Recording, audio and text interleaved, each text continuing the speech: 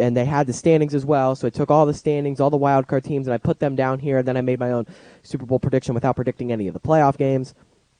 But we're going to jump into it. NFC East, there are going to be 2 teams, maybe 3 if the Giants or Redskins can decide to find a way to get themselves into an NFC East title race, but I really don't think either of those teams are going to be able to. It's going to come down to the Eagles and the Cowboys. The Cowboys added CeeDee Lamb in the draft, on the offensive side. Defensive side, you had Xavier McKinney, I believe. No, that was the Giants who added Xavier McKinney. They added Trayvon Diggs to that secondary. Neville Gallimore up front. They had a really good draft, Dallas did. But I really don't see them getting over that hump. A lot of people say, the Cowboys, it's their year this year. I still think that there might be some things that need to be done on a management standpoint. I don't believe that first-year head coach Mike McCarthy is going to be able to come in and just turn this whole thing around. Same thing with the Cleveland Browns and Kevin Stefanski. I don't think first-year head coaches are just going to come into their teams and turn the whole franchise around. So I believe the Eagles are going to win the NFC East for the second year in a row with a 9-7 record. Carson Wentz at quarterback. Maybe if he could stay healthy, Eagles can get to double-digit wins, but I don't see it happening. They did take Jalen Reagor in the draft and then Jalen Hurts as the backup quarterback. So 2 polar opposite drafts when you're looking at the Philadelphia Eagles and the Dallas Cowboys, but I still think the Eagles are going to come out on top of the NFC East. I think they're a more experienced team from a coaching standpoint and maybe from a player standpoint, especially in the postseason and getting into these clutch moments. Dak Prescott showed it last year in those clutch games, these big-time games. He really cannot get the job done when you think about it that way. He only scored 9 points. Eagles won 17-9 in the Week 16 game between the 2 teams when that game was essentially going to decide the NFC East champion. And Dak Prescott couldn't even get a touchdown. 9 points, all 3 coming from their kicker. Dallas, and especially Dak Prescott, a quarterback who wants $40 million, cannot perform in the clutch. I don't think Dak Prescott deserves nearly anything close to $40 million with the way he showed how he performs in the clutch moments, how he performs in the big-time spotlight. So I have the Eagles taking the NFC East at 9-7 next, and they will be the 4th seed in the playoffs. Next, the NFC North champion, which I believe will be the 3 seed in the playoffs. The Green Bay Packers finishing at 12-4. They did not draft a single wide receiver. They didn't draft. They signed an undrafted free agent wide receiver, a couple of them, but the Packers didn't take a single wide receiver. Their biggest position of need. It was very confusing. They went 13-3 last year. I think they go 12-4 this year, even though the backup even though they didn't draft any weapons for Aaron Rodgers, really. They drafted Jordan Love, and they drafted A.J. Dillon. But I still think Aaron Jones in the run game, he's a touchdown machine. He proved it last year, and I think that he could score a lot of points for the Green Bay Packers. And with Devontae Adams there at wide receiver, if he can stay healthy this year, the Packers could still win that NFC North, which I believe is going to be kind of weak. I don't think the Vikings are going to have the same year they did last year. I think with Stephon Diggs now out at Minnesota, they got a rookie, Justin Jefferson, and maybe next year Jefferson can take over as that number 1, number 2 wide receiver for Minnesota. I don't see results for Jefferson coming immediately, a late first-round pick from LSU. I don't see the results coming immediately, but they will come for Justin Jefferson in Minnesota. But I don't think that's enough to win the NFC North. Talk about the Chicago Bears. I think they will have a very down year this year with Mitchell Trubisky and Nick Foles, a quarterback, one of the worst quarterback rooms in the NFL, even though Nick Foles, fantastic in the playoffs, cannot perform in the regular season. And Mitchell Trubisky can't perform in either areas. He's proven that. But yeah, I think that the Packers, not a lot of competition. I think the Detroit Lions in a couple of years might be able to give the Packers a run for their money. But again, the Packers this year and this upcoming 2020 season have no real competition in that NFC North. They will run away with it with a 12-4 record. Next, the NFC South champions. I have them coming in as the 2 seed, the New Orleans Saints. It's going to be an interesting battle there this year between the Saints and the Buccaneers. Now that the Buccaneers have Tom Brady as their quarterback, and they have Rob Gronkowski at tight end. Now you've got a quarterback who isn't consistently throwing interceptions. The GOAT, undeniably, at the quarterback position, maybe probably the best player of all time in the NFL. Now you have him in at quarterback, even if he is 40-some years old. I still think he's going to perform very well in Tampa Bay. He's got Rob Gronkowski, his favorite tight end, maybe his favorite target, I believe. And then you've got Mike Evans and Chris Godwin. So long as they can stay healthy, that's a lot of weapons for Tom Brady to throw to, which he didn't have last year. Maybe he had Julian Edelman when he stayed healthy in the 2019 season. Other than that, he had no real weapons. He's going to have weapons this year. And I think Tom Brady will perform back to that GOAT status. But I don't think it's going to be enough to take the NFC South crown. You got Michael Thomas, who got into a Twitter feud with Devontae Parker a day ago, and that was very interesting to watch. Devontae Parker saying it was harder to catch a pass while being guarded by Stephon Gilmore than break up a pass from Michael Thomas. And Devontae Parker, of course, the man who absolutely smoked Stephon Gilmore in Week 17. The reason the Patriots did not get a double bye, and possibly the reason the Patriots did not make the AFC Championship game, did not make the divisional round. And the reason Brady might not have 7 rings right now, I still don't think he would have gotten there if they didn't get the 3 seed in the playoffs. But yeah, that Twitter feud was pretty interesting to watch unfold. But now the Saints, they have an interesting QB room situation. Who's going to be the backup to Drew Brees, who's in the GOAT conversation right now, even though he didn't make the NFL all-time NFL 100 team. Otto Graham made it in over him. But, yeah, New Orleans, they got Michael Thomas in a wide receiver. Talk about quarterback room. Taysom Hill, the man who believes he can be a franchise quarterback at 30 years old. And then you've got Jameis Winston coming off LASIK surgery and the 30-for-30 season, while he also led the NFL in passing yards. Very interesting season from Jameis Winston. I see his situation as he's going to come into New Orleans, either learn under Drew Brees for a year, and then take that experience into a free agent market, which is probably going to value him a lot more than it did this year.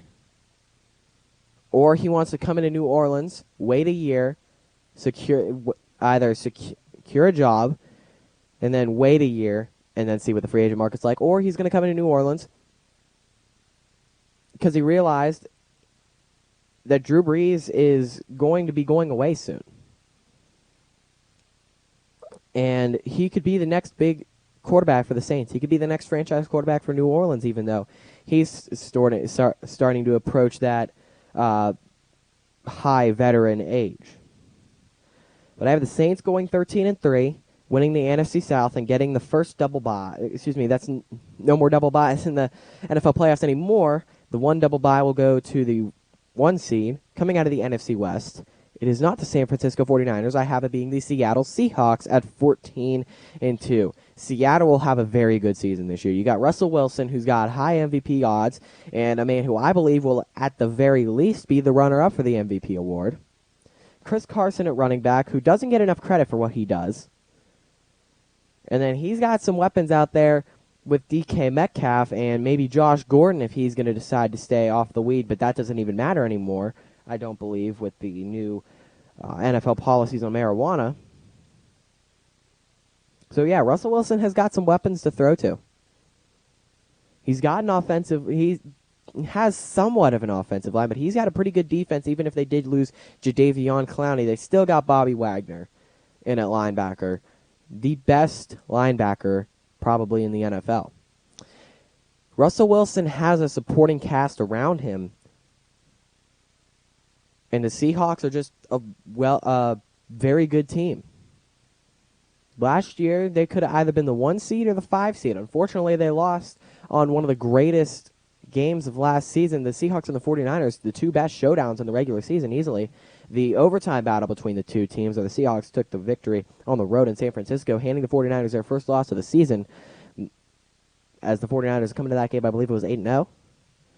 And then you go to Seattle, CenturyLink Field.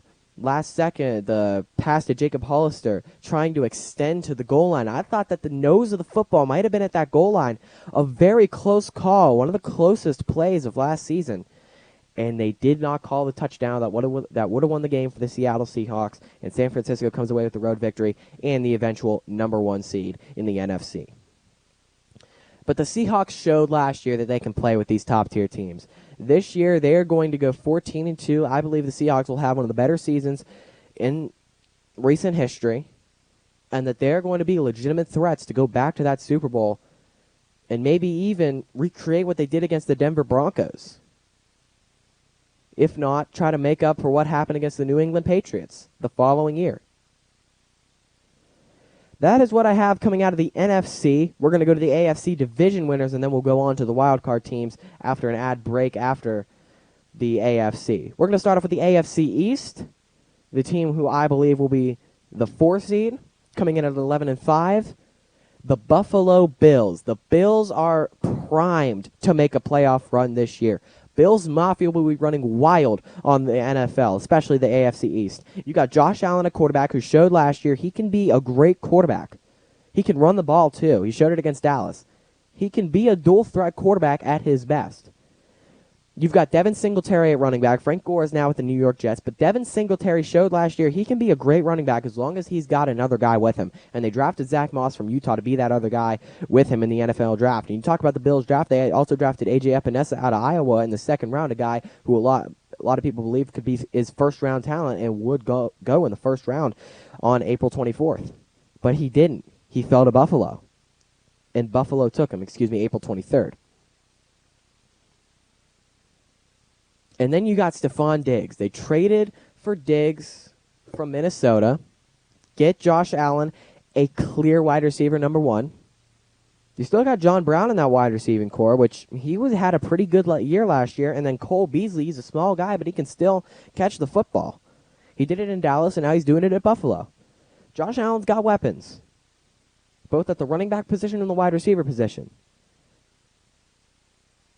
And on the defensive side, you got A.J. Epinesa there. Buffalo's defense is pretty solid. I think they go 11-5, coming at the 4 seed as the AFC East division winner, and make the playoffs for the second straight year. Next, we're going to go to the AFC North, and as a Steelers fan, as much as this pains me, I tried to be as unbiased as possible. At 13-3, the Baltimore Ravens will win the AFC North, unfortunately. The Ravens just have way too many weapons. Lamar Jackson at quarterback, even though I believe teams are going to start to figure him out, but they drafted J.K. Dobbins in the draft to complement Mark Ingram, which can get a lot more productivity out of Mark Ingram when he's in the game. And J.K. Dobbins, I believe he was the steal of the draft. He was one of the steals of the draft, I should say. I think Josh Jones for the Arizona Cardinals or Isaiah Simmons of the Arizona Cardinals was the steals of the draft. But J.K. Dobbins is a great complementary piece for Mark Ingram, especially in the first year or two of Dobbins' career out of Ohio State.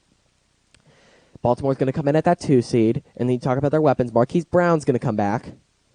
He showed a lot of flashes at the beginning of the season. I think Willie Snead can make a few plays here and there. They did get rid of Hayden Hurst, but they still got Mark Andrews in at tight end. There are weapons for Lamar Jackson, but I believe defenses will start to figure him out, even though they go 13-3. I believe this is going to be the last year of Lamar Jackson's insane success. This is going to be the last year Lamar Jackson either runs roughshod on the NFL or just separates himself from the middle of the pack QBs to the top tier QBs, to the elite QBs of the league. I believe this is going to be the last year of that for Lamar Jackson. The Madden curse will take a year to kick in for Jackson.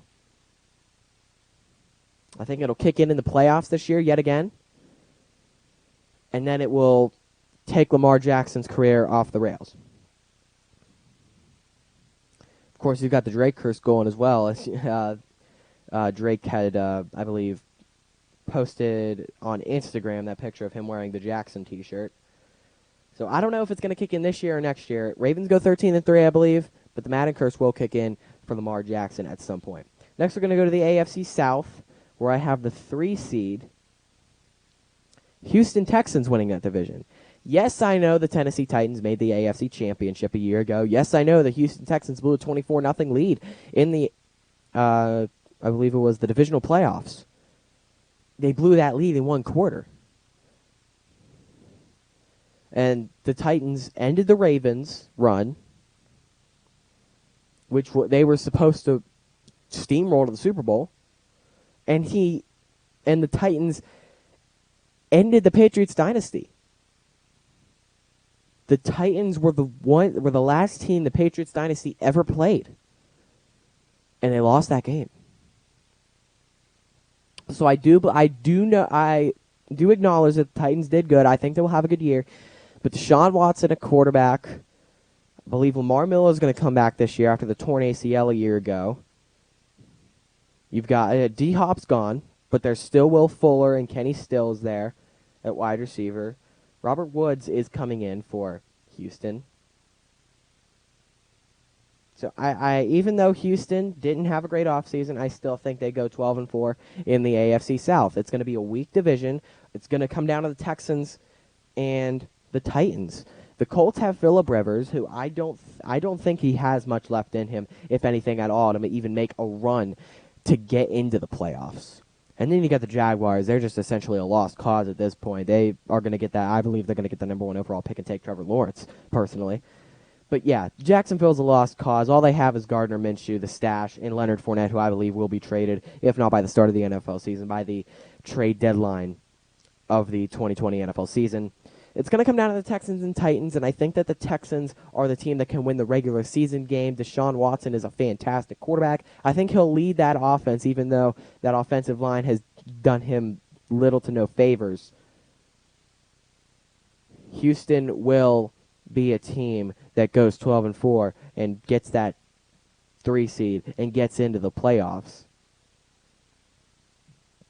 And I'll reveal to you guys later who I have them playing in the playoffs. Next, we're going to go to the final AFC division, AFC West. I have the Kansas City Chiefs winning. No brainer. They're going 14-2. They're going to get the 1 seed. Kansas City showed last year in the postseason that they are going to be the next NFL dynasty, I believe. A lot of people believe that too. Patrick Mahomes is the best quarterback in the NFL right now as we stand. It is not Lamar Jackson, it is Patrick Mahomes. Because Patrick Mahomes won an MVP and a Super Bowl. And a Super Bowl MVP, even though I believe it should have gone to, I think it was Damian Williams of that game. I think he should have won the Super Bowl MVP easily. But Lamar Jackson doesn't have a Super Bowl appearance, let alone a Super Bowl MVP and a Super Bowl win, like Patrick Mahomes has. Lamar Jackson has not thrown for 50 touchdowns in a single season. Patrick Mahomes has. Patrick Mahomes has done things Lamar Jackson has not been able to do, and I don't think he'll be able to do because he's not as great of a thrower as Patrick Mahomes is. Patrick Mahomes can create plays out of thin air, and the weapons he has, he's got Tyreek Hill and Travis Kelce leading the charge in that wide receiving corps. But you talk about Sammy Watkins, Mecole Hardman. You got LaShawn McCoy at running back, even though they did draft Clyde Edwards-Helaire to probably play that running back position this upcoming year. It's endless, the guys Patrick Mahomes has to throw to. And you combine that with the insane talent he has, the Chiefs are going to be a dynasty for years to come. They do have Tyrann Mathieu on that defense, but not really much else to go with him other than maybe Frank Lewis. Once they improve that defense to a level where it can be a top 10, top 15 defense in the NFL, the Chiefs are going to be the next Patriots dynasty. We all love the Chiefs right now. We all love Patrick Mahomes. We love Andy Reid. We love all these guys. We might still like them as people, but we're going to hate the team. We're going to hate the dynasty. We might not hate the players, but we're going to hate the dynasty like we hated the Patriots dynasty. There was a difference between hating the dynasty. There's a difference between hating the dynasty and hating the people. We hated the people on the Patriots because they're cheaters. They're just not great people. We didn't like Tom Brady. We didn't like him being a crybaby. We didn't like Bill Belichick cheating left and right, doing everything he can to get an upper hand, no matter what the consequences or what he had to do. That's why we hated the Patriots. We hated the dynasty because of its never-ending success and dominance of everybody in the NFL. And I believe that's what will happen when the Chiefs become a dynasty. But we hated the Patriots players, and we like the Chiefs players right now. I think we will still like them because they're just likable people. Even if their quarterback does sound like Kermit the Frog, we still like them, mostly. Not a lot of people like Tyrann Mathieu, but we like Patrick Mahomes. We like Andy Reid. Not a lot of people like Tyreek Hill, but I personally like Sammy Watkins. I do, even though he played for Clemson and was one of the main reasons that Urban Meyer had his first loss to Clemson in the Orange Bowl.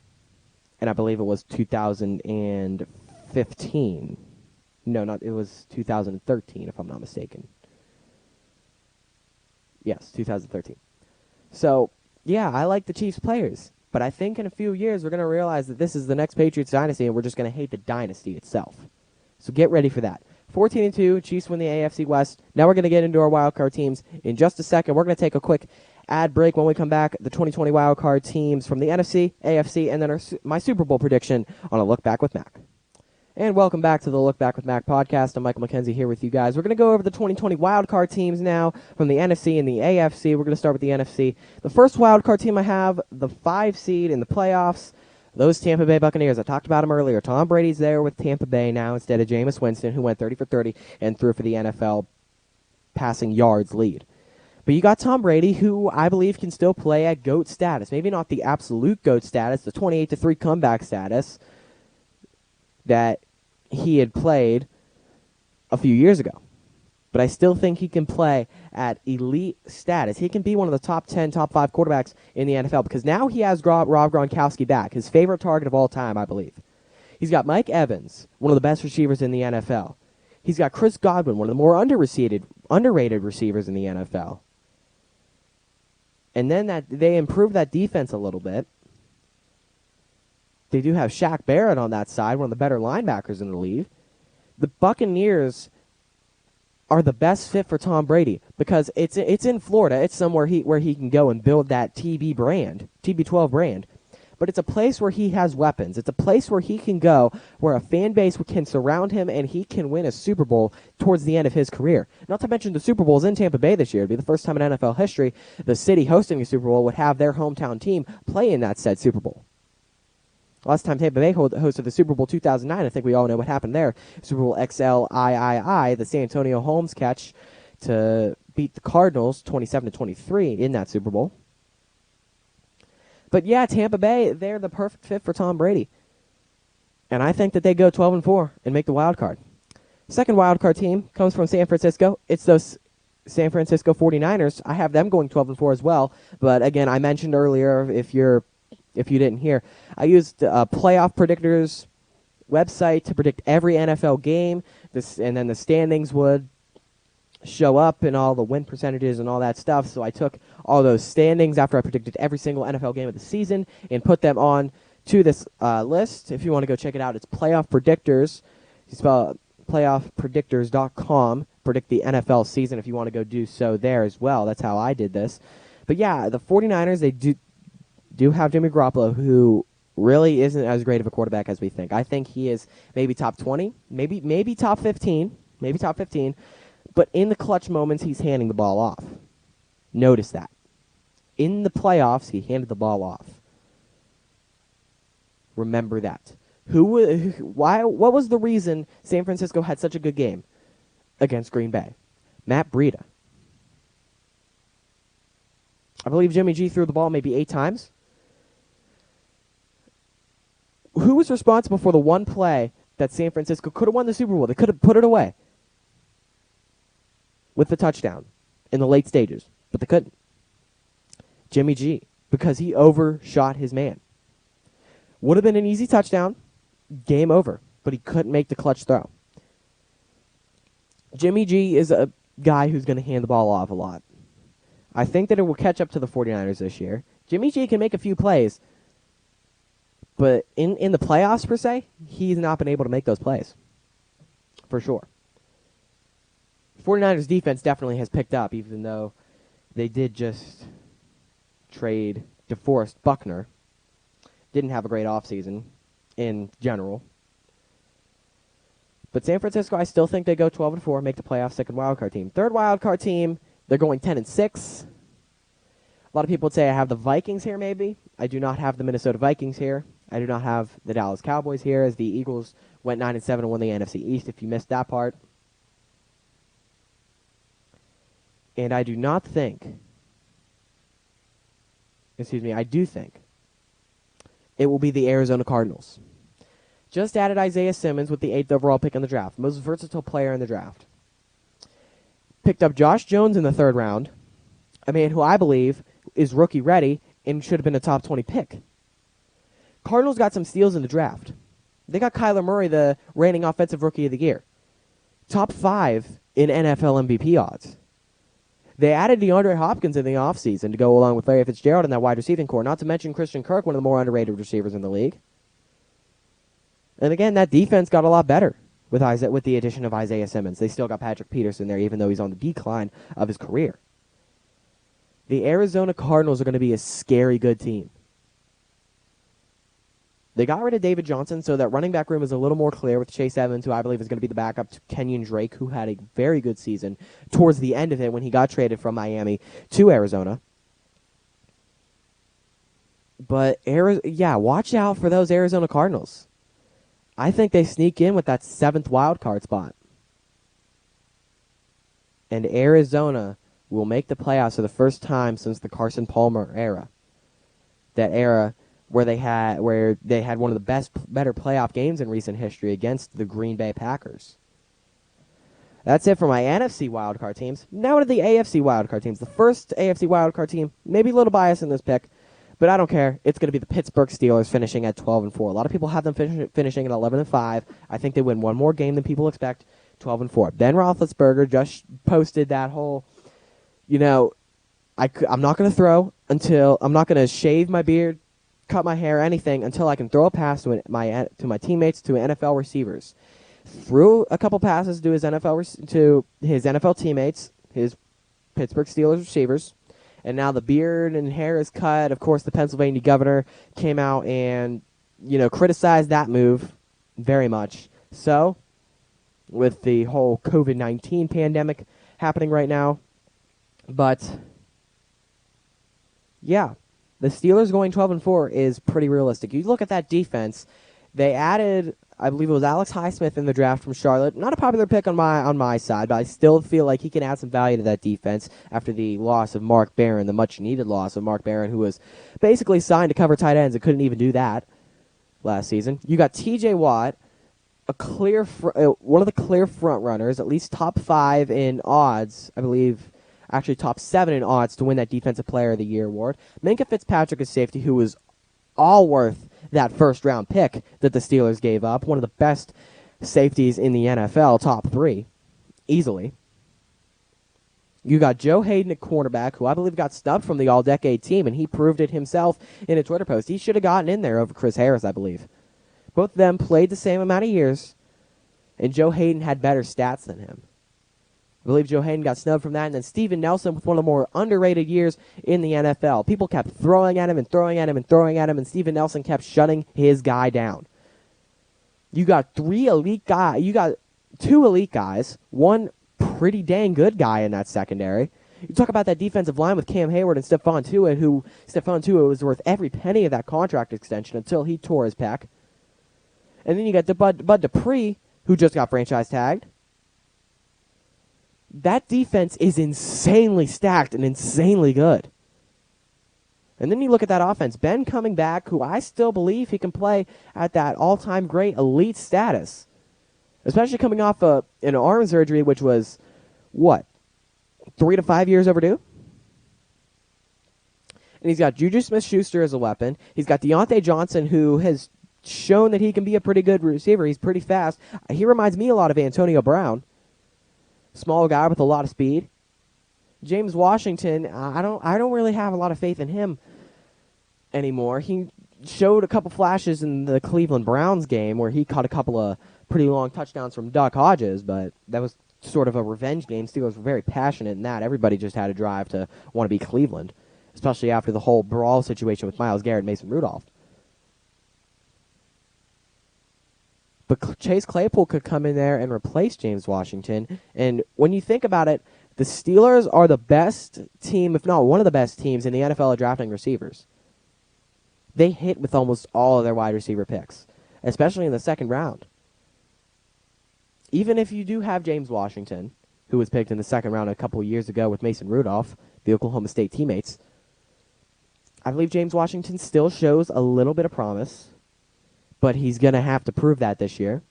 Talk about Juju in the second round, as I mentioned. Antonio Brown on the third day. Deontay Johnson in the third round. The Steelers are one of the best teams in the NFL at picking wide receivers in the draft. So don't count out Chase Claypool as a guy who can come in and make an impact.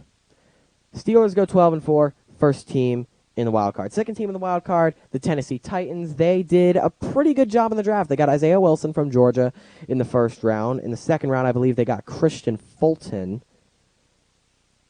if I'm not mistaken. So they added some value on that offensive line, which was much needed, and in that defensive secondary, which was very much so needed. Talk about their defense, which did a pretty good job at stopping Lamar Jackson, holding him to only 12 points, holding the Ravens to only 12 points, which I believe were all from field goal kicks, if I'm not mistaken, from Justin Tucker, the best kicker in the league. You got Derrick Henry at running back on that offensive side. They paid Ryan Tannehill $124 million just to hand it off to Derrick Henry, essentially. Because the Titans don't have very much weapons, let's face that. They do have, I believe, A.J. Brown from Ole Miss, who had some pretty good games last year. But all the Titans want to do is hand the ball to Derrick Henry. That's all they need to do. Hand the ball to Derrick Henry, and he's going to do the rest. They had to franchise tag him, I believe. Either a franchise tag or an exclusive tag. I think the Titans go 11-5 with a pretty good year. Get that second wild card spot. And they face the Houston Texans in an AFC South showdown to see who moves on to that divisional round. Third wild card team, I went back and forth with a couple of game picks here. It was down to an AFC East team, a team in the Miami Dolphins, who I believe will turn things around this year. Brian Flores showed that he can turn this team around, especially starting the season, 0-6, and they finished 5-11. Or the New England Patriots, who did just lose a quarterback in Tom Brady. But some things have been said about Jarrett Stidham, that maybe he is the guy New England wants. Maybe he is the successor to the great Tom Brady. And you still got Bill Belichick as a coach. You still got one of the best defenses in the NFL. Stephon Gilmore's not going anywhere. Devin McCourty's not going anywhere. I got New England finishing 9-7. And getting that third wild card spot. I still think that there are going to be issues on that offensive side with Julian Edelman being the only great player there. But don't be surprised if Jarrett Stidham can come in to that system and do a good job. It has been said that Stidham knows the system. He has been able to fit in very well. He has smoothed his way in there. He knows the playbook. Stidham could be the next guy in New England. Don't be surprised if he is for Belichick. Don't be surprised if another 6th-round quarterback pick from a high-profile college as Stidham went to Auburn and Brady went to that team up north. As an Ohio State fan, I'm not allowed to say that. But don't be surprised if a 6th-round quarterback pick in the draft coming from a high-profile college is the successor to the man who was essentially the same type of guy coming out of college. It might take a couple years for Stidham to get into that elite role, but I think that with what I've heard from a couple of the offensive linemen from New England and some of the guys from there that have said Stidham has fit in pretty well, I think Stidham can be good enough to at least get the Patriots to 9-7 and get them into the wild card. Now on to my Super Bowl pick. I've got Kansas City going back-to-back, defeating the New Orleans Saints. And I know, New Orleans has not been very good in the playoffs. They have choked a lot recently in the postseason. You talk about the Minneapolis Miracle. You talk about getting screwed against the Los Angeles Rams. You talk about the 6-3 upset by Minnesota this past year. But I think Drew Brees is going to play with a passion this year. I believe Drew Brees knows his career is winding down. This might be the last year of his career. I don't think it will be. But I think Drew Brees will play like his entire life depends on this season. He knows that he has to go into this year with a Super Bowl mentality. Michael Thomas has got to back up a lot of stuff he said this offseason. Because from what I've seen, everybody's right. He's just a guy who catches slant routes, gets targeted 300 times a game, and just makes a lot of catches from his Hall of Fame quarterback that is in the GOAT conversation, even though he's only won one Super Bowl. He's going to need to back up a lot of stuff he said this offseason. I think he will. And the Saints' defense didn't get any worse. You still got Cam Jordan, Von Bell, Marshawn Lattimore. The Saints are a team who this year is going to play with a passion. Drew Brees is going to play like this is his last season. He's going to play like his entire life depends on it, and everybody else will follow. There is once again a good backup situation with Taysom Hill and Jameis Winston for if Drew Brees goes down again. They had Teddy Bridgewater last year, went 5-0 with him as the quarterback. He's now in the Carolina Panther uniform. I think New Orleans is going to come into this year with a passion. They're going to get to the Super Bowl. They're going to fall short to, once again, I said it earlier, the next New England Patriots dynasty. We're going to hate the dynasty. We're going to love the people. This is going to be a different type of dynasty because in the Warriors dynasty in the NBA, Kevin Durant, an absolute snake, just abandoning all his people in Oklahoma City, abandoning Russell Westbrook to join the team that absolutely embarrassed them as Oklahoma City blew a 3-1 lead to the Golden State Warriors. They would have gone on to that finals to face the Cleveland Cavaliers and possibly prevent LeBron James from bringing that first title to Cleveland in over 50 years. Instead, Kevin Durant decides to join the team that prevented Oklahoma City from being the team to stop LeBron James from being Cleveland's hero, from being Cleveland's savior. Which is why we hated that Warriors dynasty. Nobody has snaked on anybody yet to join the Kansas City Chiefs. Kansas City has built their team from the ground up, which is why we will respect every player on that team. You respect the New England Patriots dynasty, but you hate everything that has to do with it. We're going to respect the Chiefs dynasty, and we're going to like everything that they did to build it up. But we're just going to want it to die because nobody likes dynasties. People like unpredictability. People like different teams being in winning championships every year. People don't like the same team getting to the championship and winning it year after year after year, which is why we hate dynasties. We hate super teams.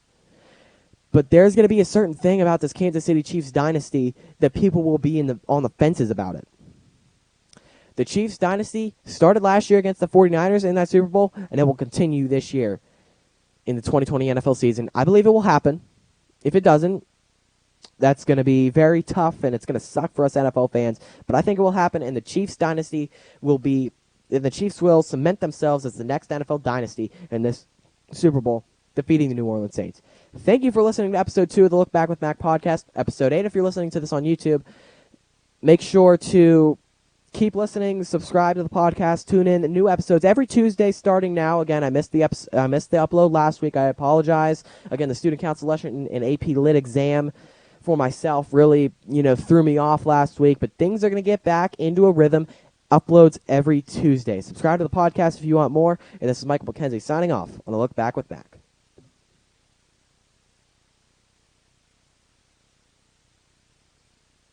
All right, just cut that off. Just cut the end off.